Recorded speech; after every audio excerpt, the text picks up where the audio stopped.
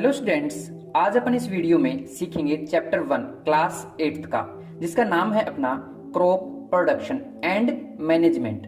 यानी कि हम इस चैप्टर के अंदर क्रॉप का उत्पादन कैसे किया जाता है, यानी फसल का उत्पादन कैसे करें और साथ ही साथ उसका मैनेजमेंट कैसे करें ताकि वो लॉन्ग टाइम तक अपने पास प्रिजर्व रह सके। तो इस चैप्टर में अपने को ये सब पढ़ना है। तो सबसे पहले तो मैं डिस्कस करता हूं कि क्रॉप क्या है, यानी अपना टॉपिक रहेगा क्रॉप क्या है। तो आप ये समझिए कि यहां पर ये कोई एक लैंड है या प्लॉट है, ठीक है। ये आपका प्लॉट है किसी ए पर्सन का, और यहां पर कोई प्लॉट है, ये है आपका प्लॉट किसी बी पर्सन का। ओके, तो अब आप यहां पर ध्यान से समझिए कि जो ए पर्सन है, यानी कि आप मान लो अमन है, ये जो अमन है, ये अपने इस प्लॉट के अंदर एक ट्री लगा के रखता है, नीम की ट्री मान लो। किसकी ट्री है? नीम की। वही यहां पर इसने दूसरी ट्री लगाई है, ये मान लीजिए पीपल की है, और यहां पर इसने कुछ प्लांट और लगा रखे हैं एक्स्ट्रा ट्री वगैरह ही, और यहां कुछ इसने गार्डनिंग करके घास वगैरह लगा रखा है।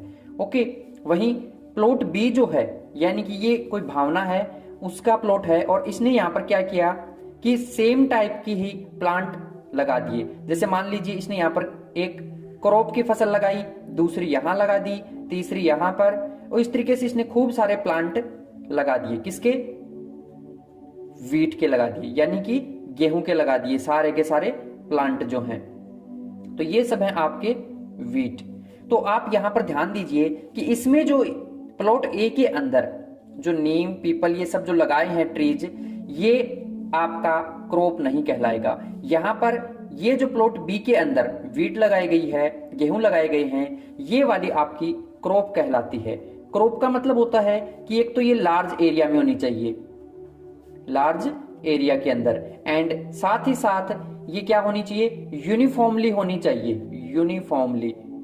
यूनिफॉर्मली का मतलब कि एक तो इनके बीच में एक पर्टिकुलर गैप होना चाहिए, और ये सेम काइंड के ही होने चाहिए। साथ साथ में क्या कह सकते हैं? सेम काइंड, एक ही जैसे।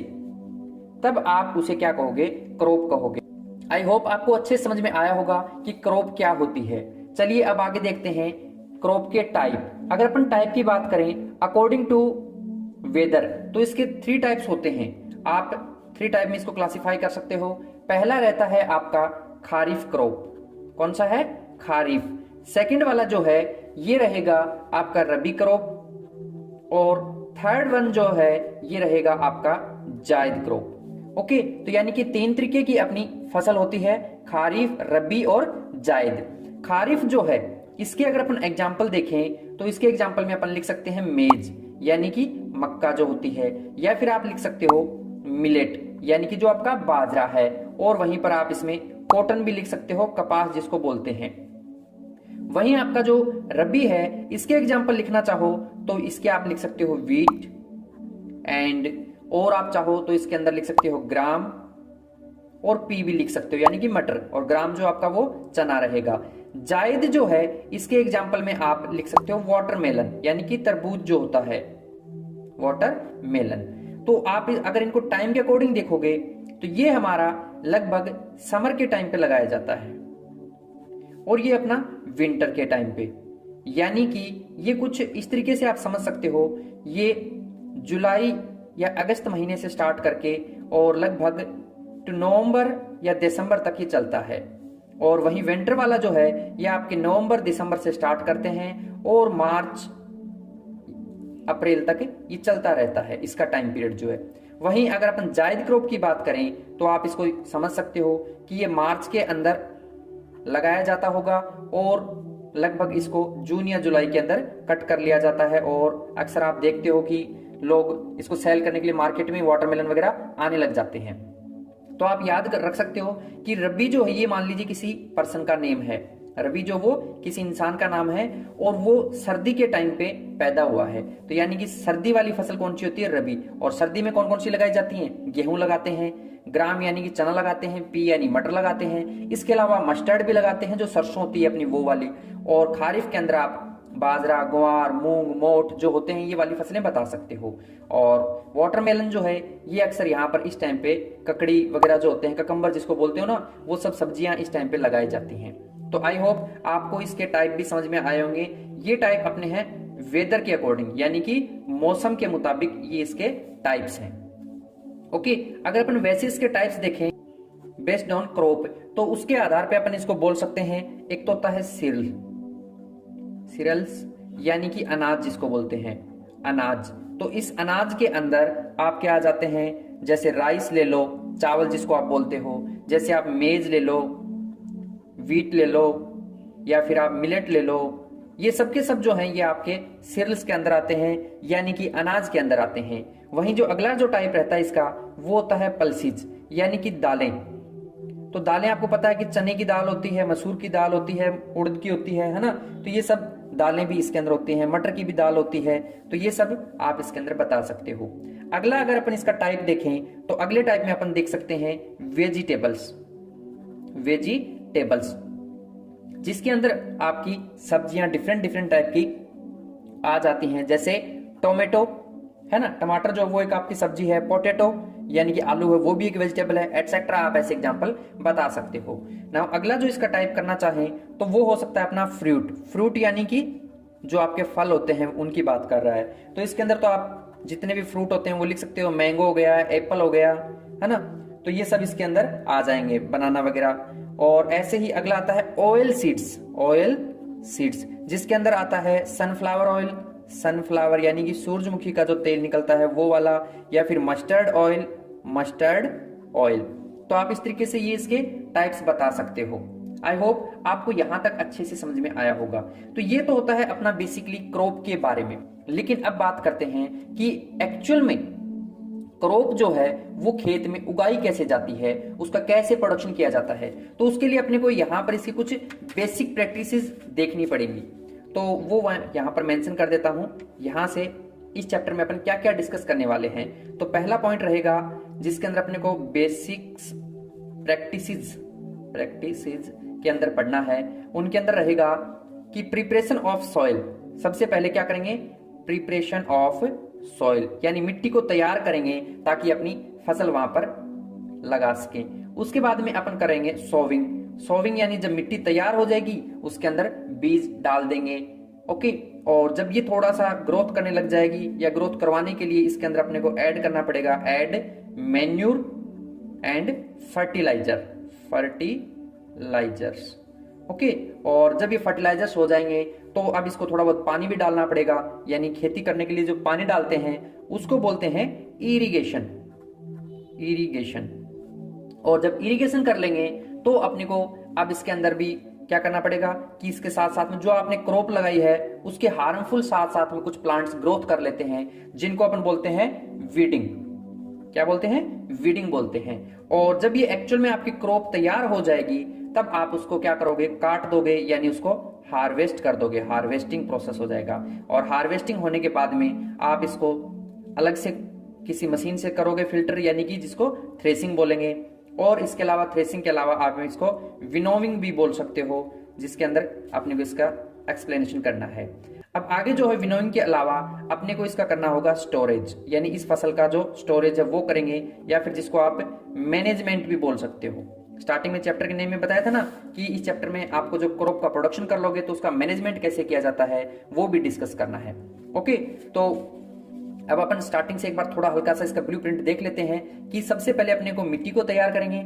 जब मिट्टी प्रिपेयर हो जाएगी तो उसमें बीज डाल देंगे, यानी सोविंग कर देंगे। जब वो तैयार हो जाएंगे तो उसको ग्रोथ करवाने के लिए एक्स्ट्रा कुछ न्यूट्रिएंट्स देंगे, जिनको प्लांट के मैन्यूर और फर्टिलाइजर्स के फॉर्म में जानते हैं। उसके बाद में उसको पानी देते हैं, पानी दिया जाता है, उस प्रोसेस को क्या बोलते हैं, इरिगेशन।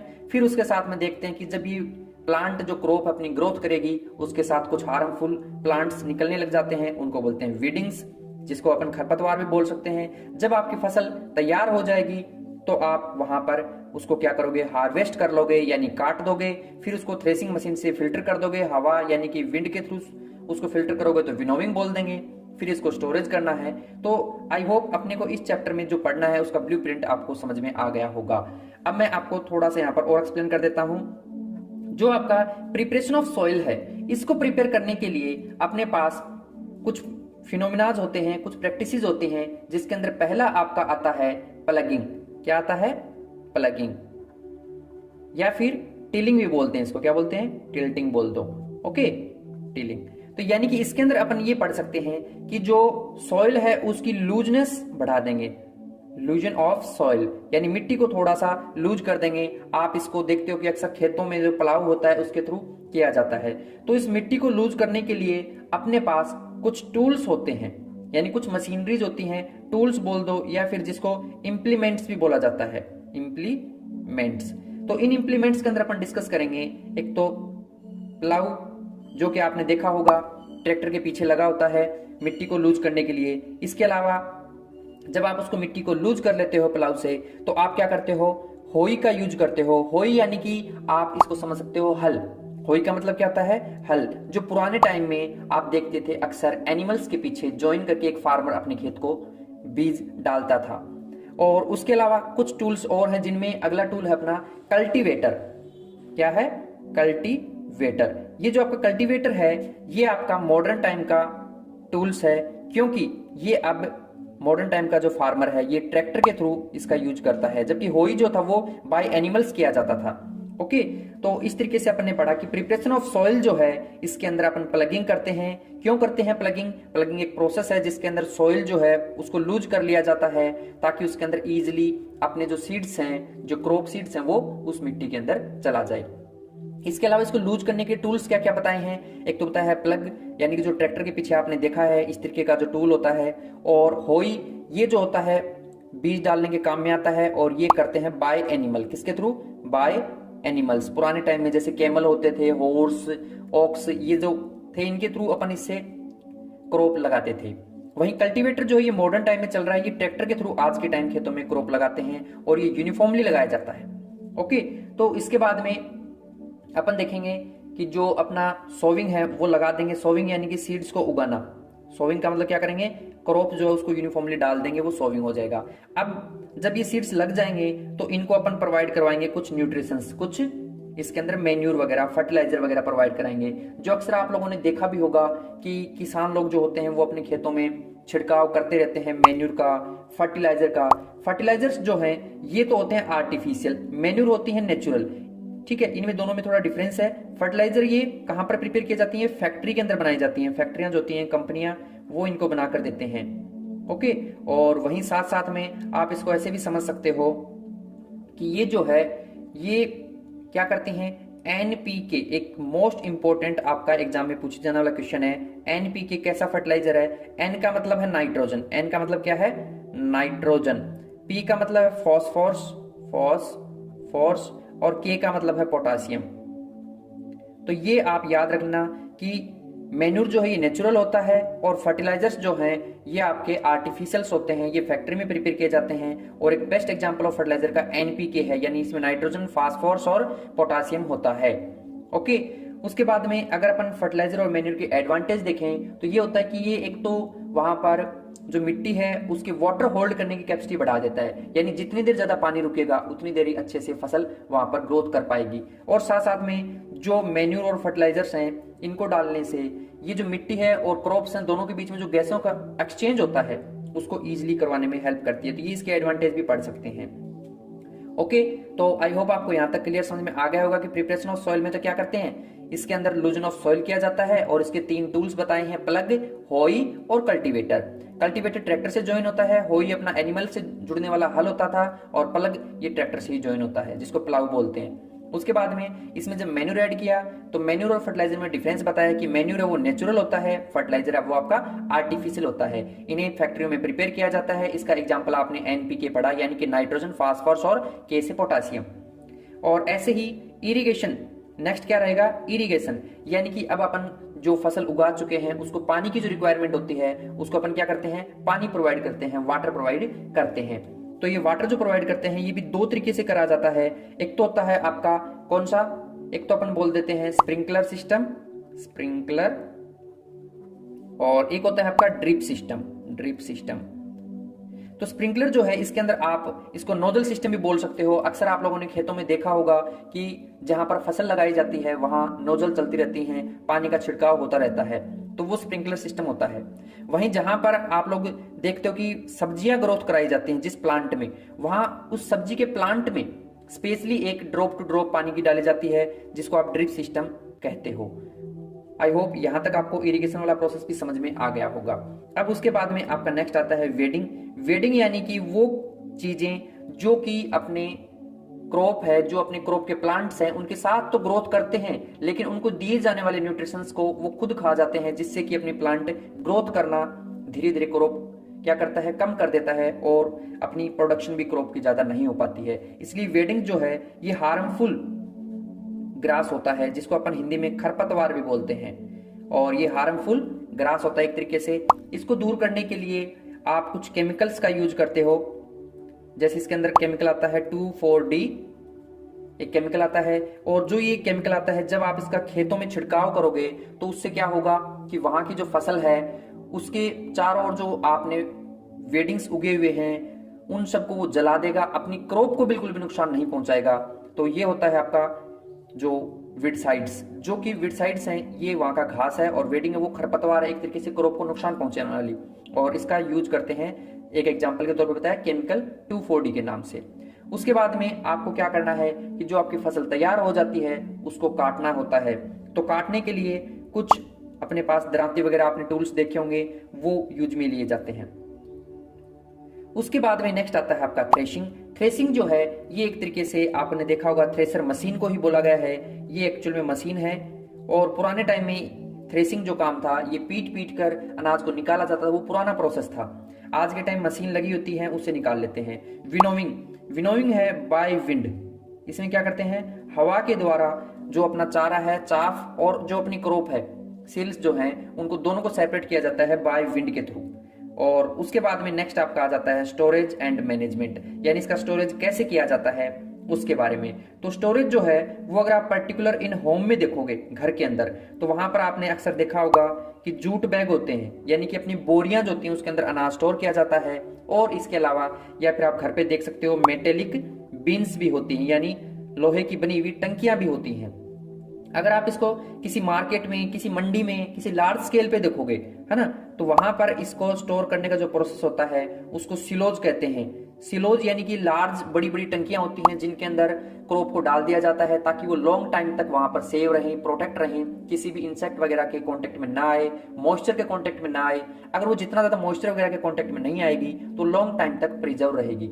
इसके अलावा सिलोज के अलावा जनरेज भी होती है। जनरेज जो है ये आपकी, इनमें क्या होता है कि यहाँ पर कुछ केमिकल वगैरह डाल के इनको ट्रीटमेंट दिया जाता है, और जिससे कि ये लॉन्ग टाइम तक प्रिजर्व रह सकती हैं। आई होप आपको जो मैंने बेसिकली पूरा चैप्टर बताया है ये अच्छे से समझ में आया होगा।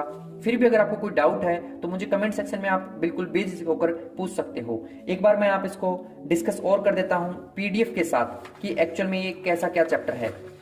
तो आप देखिए, अपन ने इस चैप्टर में ये पढ़ा है क्या, सबसे पहले अपन ने पढ़ा था कि चैप्टर का नेम क्या है, क्रॉप प्रोडक्शन एंड मैनेजमेंट है, यानी कि अपने को इसके अंदर एक फसल को कैसे तैयार किया जाता है, कैसे उसको मैनेजमेंट करें उसके बारे में पढ़ा। उसके बाद अपन ने देखा था क्रॉप की, क्रॉप एक्चुअल में क्या होती है। तो when the same kind of plant are grown and cultivated, जब एक ही टाइप के, ये देखो मैंने आपको स्टार्टिंग में कहा था ना कि एक प्लॉट ए है एक प्लॉट बी है, जिस प्लॉट बी के अंदर सेम काइंड के ही प्लांट लगाए गए हैं, तो इन्होंने यही तो कहा है कि same kind of plant are grown and cultivated on large scale at a place is called crop कहते हैं। और इंडिया के अंदर कुछ एग्जांपल्स यहाँ पर मैंने आपको ऑलरेडी बताए थे कि आप बोल सकते हो cereals, pulses, vegetable, fruit, oil, तो ये सब के सब यहाँ पर बताएंगे। सील्स के एग्जांपल राइस, व्हीट, मेज, रागी और बार्ले, ठीक है। और पल्सेज के बताए हैं पीज, ग्राम, बीन्स एटसेट्रा। तो ये आपको मैं PDF अपने टेलीग्राम ग्रुप के अंदर शेयर कर दूंगा, वहां से आप डाउनलोड कर सकते हो। और वहीं पर आगे आपने पढ़ा था टाइप्स ऑफ क्रॉप वेदर के अकॉर्डिंग, किसके अकॉर्डिंग, वेदर के मुताबिक। तो crops are classified main 2 categories, यहाँ पर कहा सीजन के अकॉर्डिंग या वेदर के अकॉर्डिंग, इसके 2 टाइप हैं। और मैंने आपको थर्ड भी एक्सप्लेन कर दिया था, जायद जो होता है वो वाला भी। तो आप इसको देख सकते हो, खारिफ जो है ये आपका crops which are sown in the rainy season, यानी किस टाइम पे लगाया जाता है, ये रेनी सीजन में लगाया जाता है। जून और जुलाई के महीने में इसको लगाते हैं, हार्वेस्ट करते हैं यानी काट देते हैं कब, मानसून के एंड होने पर, यानी सितंबर या अक्टूबर महीने में इसको कट कर दिया जाता है, जिसको खारिफ क्रॉप कहा जाता है। इसके एग्जांपल जैसे पेडी है, मेज है, मिलेट, सोयाबीन, कॉटन, ग्राउंडनट ये एक्सेट्रा बताए गए हैं। इसके अलावा था रबी क्रॉप। ये जो क्रॉप होती है which are sown at the beginning of winter, यानी कि जब सर्दी की शुरुआत होती है उस वक्त, मैंने कहा था ना कि रवि नाम का लड़का है वो विंटर में पैदा हुआ, तो इस तरीके से आप याद कर सकते हो। तो ये अक्टूबर या नवंबर में लगाया जाता है और हार्वेस्ट कर देते हैं इसको मार्च या अप्रैल महीने के अंदर। इसके एग्जांपल गेहूं जैसे कि वीट हो गया, ग्राम, मस्टर्ड, पी, लिनसीड, ये सब के सब इसके एग्जांपल हैं। इसके अलावा जो आप देख सकते हो कि अप्रैल में अपन ने फसल को काट दिया था और खारिफ की फसल को अपन लगा रहे हैं जून या जुलाई में, इस बीच में 2 या 3 महीने का जो गैप रहता है उसके दौरान अपन जायद की क्रॉप लगाते हैं। कौन सी लगाते हैं, जायद की, यानी वाटरमेलन वगैरह, ककम्बर वगैरह जो सब्जियां वगैरह होती हैं ये अक्सर लगाई जाती हैं, तो वो जायद क्रॉप होती हैं। उसके बाद में अपन ने इस चैप्टर में स्टडी किया है वो था कि बेसिक प्रैक्टिस इस चैप्टर में क्या क्या करनी है। तो सबसे पहले मैंने आपको बताया था कि सोइल को कैसे प्रिपेयर करें, कैसे उसके अंदर सोविंग करें, बीज कैसे डालें, कैसे अपन उसमें मैन्यूर को और फर्टिलाइजर को ऐड करें, इरिगेशन कैसे करें, जिसके अंदर बताया था मैंने कि ड्रिप सिस्टम और स्प्रिंकलर सिस्टम होता है, वेडिंग जो कि एक्स्ट्रा घास वगैरह अपने मेन क्रॉप के साथ ग्रोथ कर लेता है और अपनी क्रॉप को वो नुकसान पहुंचाता है, तो वो होता है वेडिंग। उसके बाद में जब फसल तैयार हो जाती है तो उसको हार्वेस्ट करते हैं, हार्वेस्ट करने के बाद में थ्रेसिंग और टिल्टिंग वगैरह करने के बाद में अपन उसको स्टोरेज कर लेते हैं। तो ये पीडीएफ है पूरी की पूरी, आप आराम से डाउनलोड कर सकते हो, हमारे टेलीग्राम लिंक के ऊपर आपको ये मिल जाएगी। टेलीग्राम का जो लिंक है वो आपको डिस्क्रिप्शन बॉक्स में प्रोवाइड में करवा दूंगा। तो सबसे पहले जो आपने प्रिपरेशन ऑफ सॉइल है उसके बारे में डिस्कस कर सकते हैं कि इस प्रोसेस में soil is turn and loosen, the loosening and turning of the soil are called ploughing या टिल्टिंग। यानी ये स्टार्टिंग में मैंने आपको यहाँ पर बताया था कि लूजन ऑफ सॉइल यानी सॉइल को लूज करना, जो मिट्टी होती है वो बहुत ज्यादा टाइट होती है, तो ऐसे में ट्रैक्टर के द्वारा प्लग वगैरह करके अपन इसको लूज करते हैं। तो लूजिंग ऑफ सॉइल जो प्रोसेस है वो आपका टिल्टिंग या प्लगिंग आएगा। This allows the roots are penetrate deep into the soil, तो इसकी अलाउ करता है कि रूट्स जिससे कि अंदर डीप गहराई तक सॉइल के अंदर चली जाए, जितनी ज्यादा गहरी जाएगी उतनी ही ज्यादा उसकी एज होगी, उतनी ही ज्यादा वो ग्रोथ कर पाएगा। The loosen soil allows the roots to breathe, और वो उतना ही अच्छे से ब्रेथ ले पाएगा easily even when they are grown deep into the soil, और वो उतना ही ज्यादा सॉइल में डीप जा पाएगा।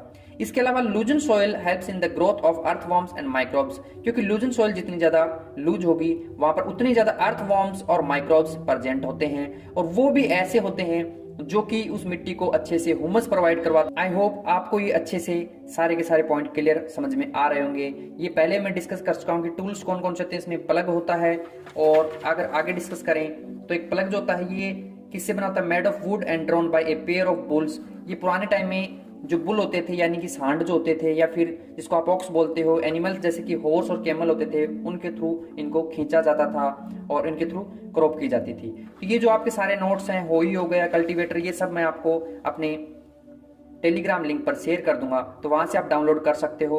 और यहाँ इसकी जो कुछ खास पॉइंट्स हैं, एडवांटेज भी आप पढ़ सकते हो कि सीड को सोविंग करने से क्या क्या बेनिफिट होता है। ये इजीली डेप्थ के अंदर, इंटरवल के अंदर यूनिफॉर्मली लगाए जा सकते हैं, सनलाइट, वाटर, न्यूट्रिएंट्स इनको अच्छे वे में प्रोवाइड हो जाते हैं, और इसके अलावा इनसे आप प्रोटेक्ट भी कर सकते हो seeds from the being eaten by bird. जो फसल वगैरह होते हैं उसके दानों को जो पशु पक्षी चुग लेते हैं उनको चुगने से बचा सकते हो, और आप साथ साथ में सेव टाइम और लेबर भी कर सकते हो। इसके एडवांटेज आपको पूछी जा सकती हैं। इसके अलावा यहाँ पर कहा कि कुछ क्रॉप्स ऐसी होती हैं जैसे पेडी है यानी राइस जो है, और कुछ वेजिटेबल्स हैं जैसे टोमेटो, चिलीज, ये कभी भी डायरेक्टली सोइल में नहीं लगाए जाते।